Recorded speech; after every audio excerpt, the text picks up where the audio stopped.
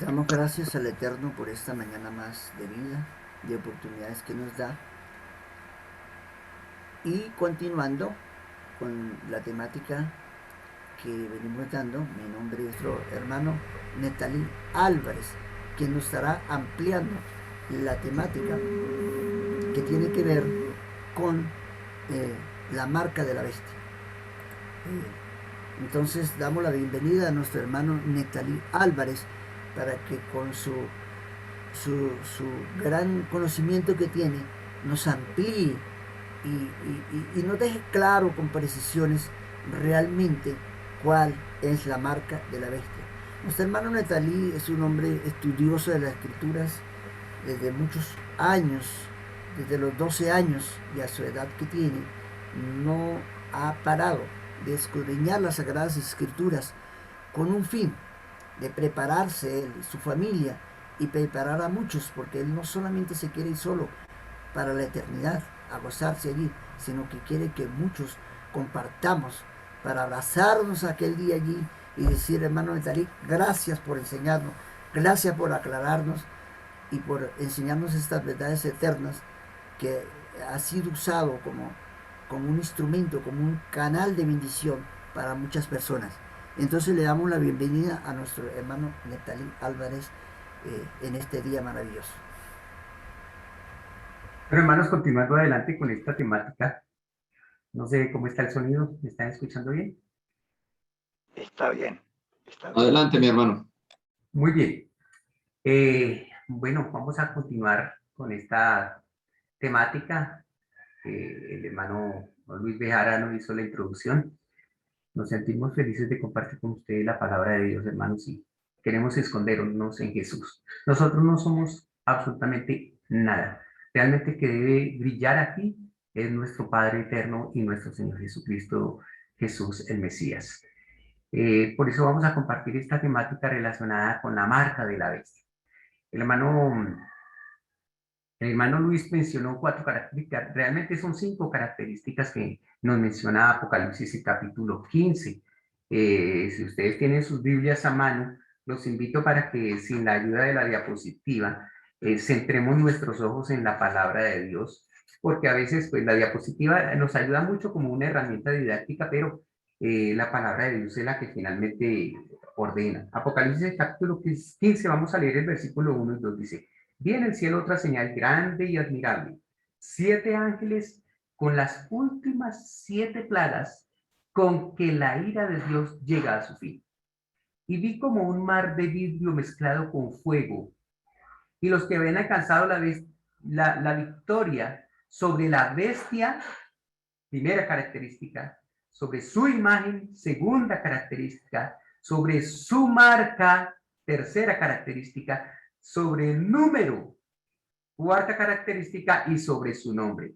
La marca, la bestia, la imagen, la marca, perdón, la bestia, la imagen, la marca, el número y el nombre de la bestia. Son 5 cosas que nosotros debemos tener claro. Ya hablamos un poquito de la bestia y de la imagen, aunque vamos a seguir aclarando el tema porque realmente en 3 clases o en 3 exposiciones no es mucho lo que se puede avanzar, aunque se dejan los conceptos un tanto claros. Pero vamos a seguir definiendo estos conceptos, vamos a seguir remarcándolos en estos conceptos, les vamos a seguir colocando cursiva, negrilla, los vamos a subrayar, les vamos a poner color, de tal manera que los conceptos queden tan claros y tan marcados en nuestra mente que se conviertan en inamovibles y nos den la seguridad que necesitamos en este fin del tiempo. Muy bien, hermanos, para eso yo quiero compartir con ustedes unas diapositivas que he elaborado para precisamente tratar de aclarar este concepto de la marca de la bestia. Yo creo que ya estamos, que ya me está permitiendo eh, Grabar, sí, señor. sí, ya, no, ya me están permitiendo compartir la pantalla, ¿cierto? Ya, puede Sí. ampliarla, hermano. Gracias. Bueno, permítame un momentico, entonces le vamos a dar presentación para tenerla con ustedes. Muy bien, hermanos, entonces vamos a continuar adelante con este tema interesante y permítame, yo hago los ajustes aquí. Vamos a ver la marca de la bestia y también vamos a ver el sello de Dios. Porque lo que estamos viendo es un conflicto milenario, el conflicto de los siglos. Y en este conflicto de los siglos, hermanos, hay dos protagonistas. El primer protagonista es Miguel, el príncipe que protege a los hijos de tu pueblo, como dice Daniel en capítulo 12, el versículo 1. Y el otro protagonista es Luzbel. Miguel contra Luzbel. Comenzó este conflicto en el cielo, se trasladó a la tierra y ahora cobra su protagonismo en la mente humana, en la mente suya, querido amigo y querido oyente, querido hermano que está conectado con nosotros por esta vía. Así es que cada uno tiene su sello distintivo, tiene sus características. Cristo tiene sus características y Luzbel también tiene sus características. Y por esa razón he querido tomar esta cita que se encuentra en el libro del profeta Ezequiel, porque se hace necesario que conozcamos antes que la marca de la bestia, el sello de Dios, definamos el sello de Dios para poder entender de manera clara cuál es la marca de la bestia, porque la marca de la bestia es lo contrario al sello de Dios. Por ahora vamos a verlos, a tratar de definirlos un poquito, y después entonces vamos a ver la lucha que se sostiene entre ambos, entre Miguel y Luzbel, y entre el sello de Dios y la marca de la bestia. En el libro de Ezequiel, el capítulo 1 y el versículo 1 muestra o indica la palabra de Dios cuáles fueron las características que se presentaron para que el sello de Dios pueda tener su imprimatur, su impresión en su pueblo. Entonces, vamos a ver las circunstancias que había en el pueblo de Dios y cuál consideraba realmente Dios que era su pueblo. Si era el pueblo nominal, el pueblo que se encontraba gozando de las bondades de la ciudad de Jerusalén, o si existía algo más allá de lo cual nuestros ojos en este momento no pueden alcanzar a escrutar, o de pronto lo vislumbramos a la distancia y que necesitamos acercarnos a ese concepto para poderlos ver de manera más definida. Entonces dice Ezequiel el capítulo 1, el versículo 1, en el sexto año, en el mes sexto, qué interesante, a los 5 días del mes, aconteció que estaba yo sentado en mi casa y los ancianos de Judá estaban sentados delante de mí y allí se postró sobre mí la mano de Jehová el Señor. Notemos el marco histórico. Dice que en el sexto año y en el sexto mes, a los 5 días del mes, casi que nos da un 666, nos da un 665. Estaba sentado en la casa. Recuerden ustedes que hubo una deportación en Jerusalén. Hubo 3 deportaciones en Jerusalén. Una que se presentó en el año 605 cuando Nabucodonosor invadió la ciudad y se llevó a unos jóvenes de Jerusalén. Entre esos jóvenes estaba nada más y nada menos que Daniel. Y después, en el año 586, también antes de Cristo, hubo una segunda deportación, hubo una tercera deportación. En el año 695 antes de Cristo hubo una segunda deportación donde fue llevado Ezequiel, y después hubo una tercera deportación en el año 586 antes de Cristo, donde hubo una tercera deportación y allí Jeremías fue el protagonista. Entonces, tanto Ezequiel como Daniel fueron a parar a Babilonia, pero Jeremías fue hasta Egipto y después regresó a Jerusalén. Pues bien, con base en esto, entonces nosotros podemos entender lo que sucedió en el pueblo de Israel. Dice el profeta que él estaba allí sentado en esa época y dice, miré y aquí una figura que parecía de hombre, desde sus lomos para abajo fuego, y desde sus lomos para arriba parecía resplandor, y el aspecto de bronce refulgente. Escuchen bien, hermanos, esta figura que comienza a contemplar el profeta es una figura que es suprahumana porque dice parecía hombre, era una semejanza de hombre. Es decir, el hombre se parecía a esa figura en algo. Y esa figura dice que tenía lomos como lomo de hombre, ¿cierto? Y tenía una especie de cintura, ¿cierto? Dice versículo 3, y aquella figura extendió la mano. Esa figura semejante a hombre también tenía mano. Y me tomó por las guedejas de mi cabeza. Y aquí aclara en el versículo 3 qué figura era. Dice, el Espíritu me alzó entre el cielo y la tierra. El Ruaj, hermanos, el Ruaj tomó al profeta y lo alzó. ¿Qué figura era? Era nada más y nada menos que la figura del Espíritu Santo.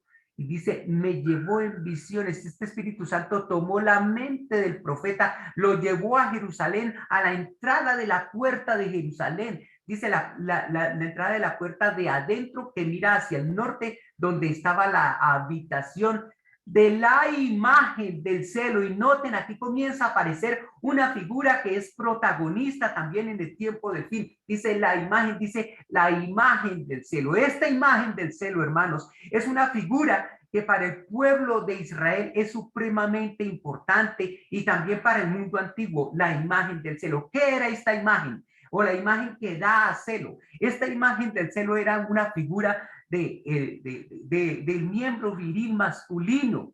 Era una figura del pene del hombre, y era una figura aborrecible delante de Dios. Se llama la imagen del celo porque es la imagen que da celo, porque esa imagen provoca celos ¿en quiénes? En las mujeres. Y aquí está hablando en el campo espiritual.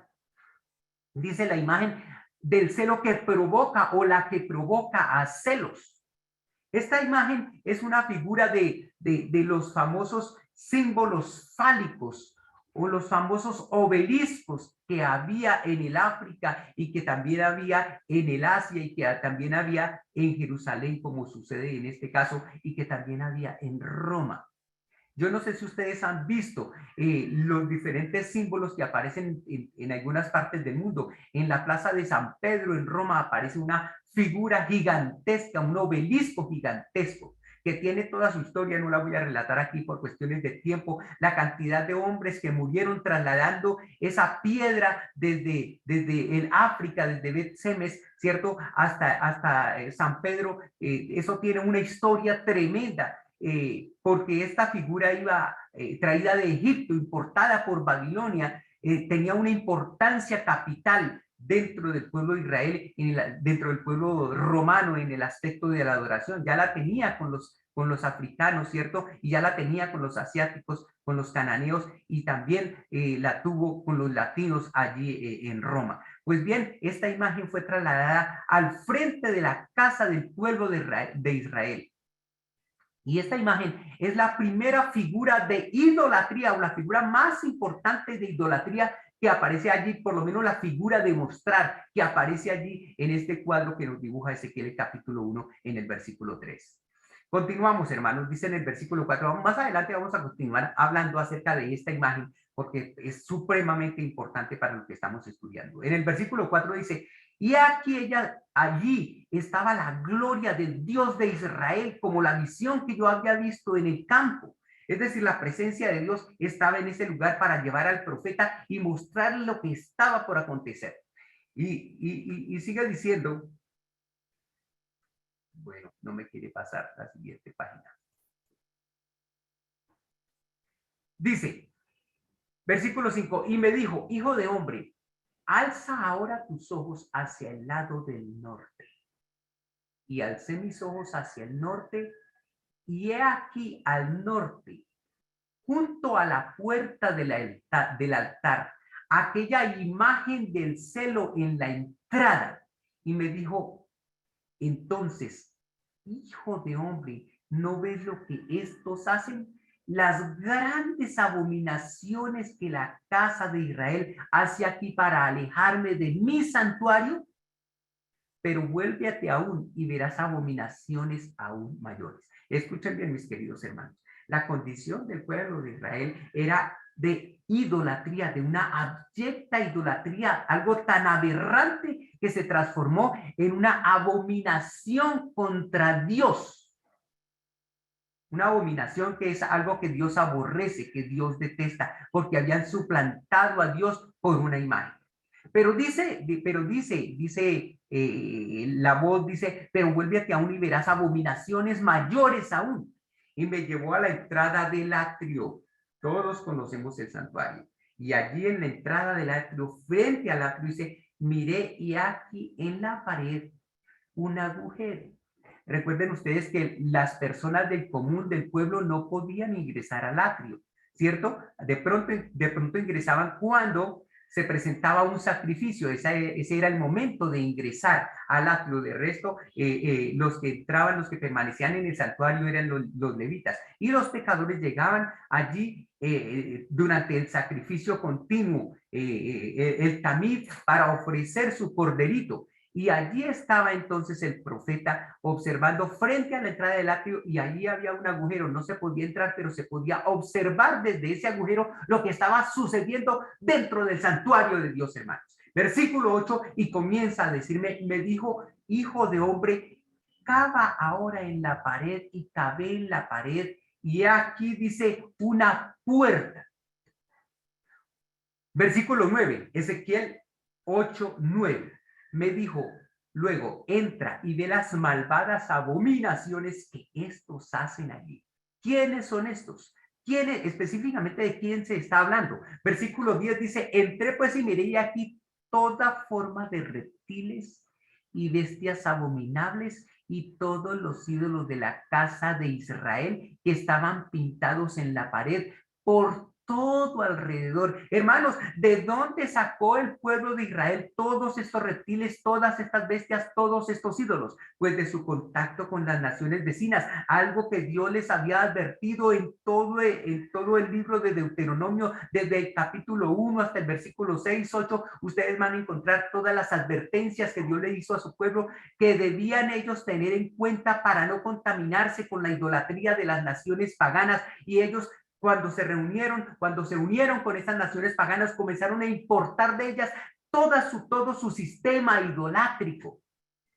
De los cananeos, de Canaán, ¿cierto? Comenzaron a tomar todo el sistema idolátrico y lo comenzaron a colocar dentro de su sistema de adoración. Si ustedes leen el libro de los reyes, el libro de las crónicas, busquen al rey Manasés. Todas las abominaciones que cometió el rey Manasés y otros reyes que lo precedieron, pero quizás ninguno como él en contaminar al pueblo con toda la idolatría de las naciones paganas. Y sigue diciendo, y estaban pintados en la pared por todo alrededor. Versículo 11, y delante de ellos estaban 70 varones de los ancianos de la casa de Israel. Hermanos, estos ancianos eran la élite, pertenecían a la dirigencia del pueblo común. Estaban ellos encargados de trabajar por los problemas sociales que se presentaban dentro del pueblo. Eran hombres de alto nivel espiritual.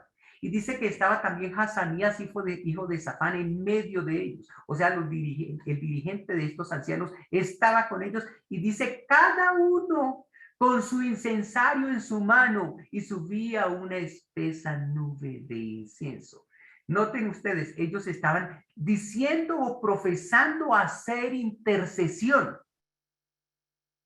Ahora, si ustedes observan lo que estaba sucediendo allí, se van a dar cuenta que esto es nada más un antitipo de lo que ha venido sucediendo en la iglesia después que Jesús ascendió al cielo, como la iglesia ha venido corrompiéndose, como bien lo acotaba de pronto el pastor en una de sus intervenciones anteriores. Después de la iglesia apostólica, después que murieron los apóstoles, vinieron los padres de la iglesia, y la iglesia comenzó a corromperse en tiempos de los mártires, y después en tiempos de los obispos y de los sacerdotes, cuando Roma comenzó a gobernar, como lo acotaba también el hermano Luis Bejarano, durante 1260 años comenzó a gobernar. Entonces, ¿qué sucedió precisamente con cada uno de estos sistemas de adoración? ¿Cierto? Cómo ellos profesaron ser el pueblo de Dios, pero lo que hacían era engañar al pueblo con todo el sistema idolátrico que habían traído de Babilonia, de Medo-Persia, de Grecia, ¿cierto? Y de Roma. Y después las iglesias protestantes comenzaron a hacer lo mismo, cuando incorporaron el día de reposo pagano, lo incorporaron también en su sistema de adoración, también se convirtieron en idólatras. ¿Por qué? Dice en el versículo 12, y me dijo, hijo de hombre, ¿has visto las cosas que los ancianos de la casa de Israel hacen en tinieblas? Cada uno en sus cámaras, pintadas de imágenes, porque dicen ellos, no nos ve Jehová, y Jehová abandonado la tierra. Hermanos, debemos ver en esta figura lo que ha venido sucediendo en el pueblo, en el profeso pueblo de Dios. A través, desde la iglesia apostólica, cómo se ha venido apartando, cómo se ha venido destruyendo, ¿cierto? Eso lo vemos después también en el mismo libro de Ezequiel, desde el capítulo 16 hasta el capítulo 23, las figuras de esas mujeres jóvenes o de esa mujer joven que el Señor amparó, después lo vamos a ver más adelante, ¿cierto? Lo mismo ha venido sucediendo con la iglesia, esa virginidad ha venido corrompiéndose a medida que ha venido pasando el tiempo. Hermanos, me quedan 5 minutos y yo espero en estos 5 minutos redondear esta primera parte. Dice en el versículo 13, y me dijo después, vuélvete aún y verás abominaciones mayores que estas. Hermanos, cada vez que el profeta se fue acercando, cada vez que el profeta fue revisando la lupa que le estaba poniendo el Espíritu Santo, él fue observando cada vez más, de manera más detallada, los aspectos del aberrante pecado y de la idolatría que cometía el pueblo de Israel de Adán.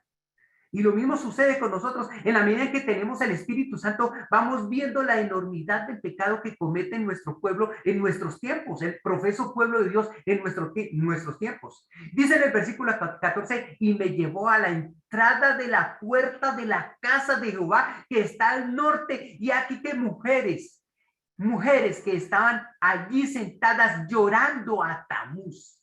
Hermanos, qué historia la de Tamuz, qué historia tan tremenda la de Tamuz. Para ver la historia de Tamuz, el hijo de Semiramis y el hijo de Nimrod, nosotros tenemos que remitirnos a la historia y a la mitología también cananea. ¿Quién era Tamuz, cierto? ¿Quién era Semiramis y quién era Nimrod? Aquella trinidad pagana, hermanos, que comenzó a hacer mella o a causar impacto en los cananeos, en los sumerios, ¿cierto? Y en las civilizaciones antiguas.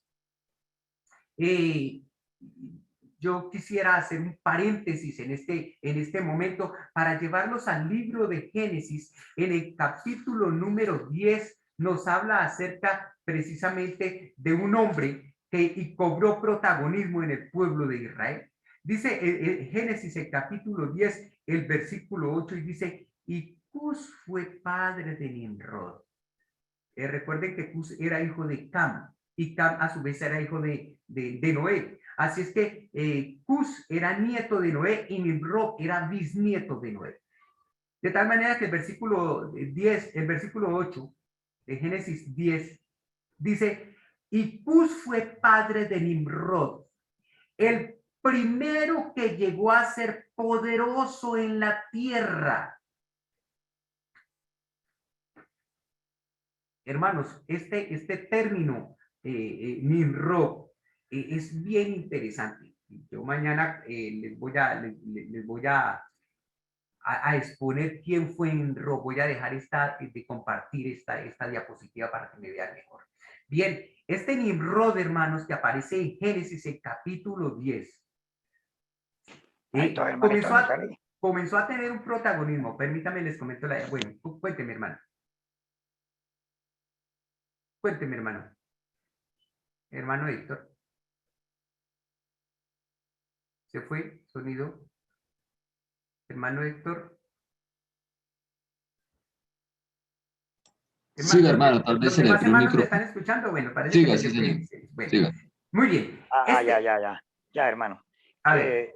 Que su merced cambió, yo estaba tomando pues captura de pantalla por si de pronto no queda grabado como más seguridad, y me la cambió y no me he acordado tomarla. Sí, señor.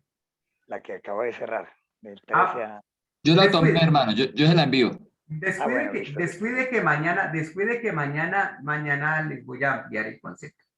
Listo. ¿Qué sucedía en tiempos antiguos, hermanos? Resulta que las naciones se dispersaron sobre la tierra. Después de la construcción de la Torre de Babel, las naciones se dispersaron sobre la tierra. Si ustedes observan, después de Génesis 10, sigue el relato de la Torre de Babel en el capítulo 11.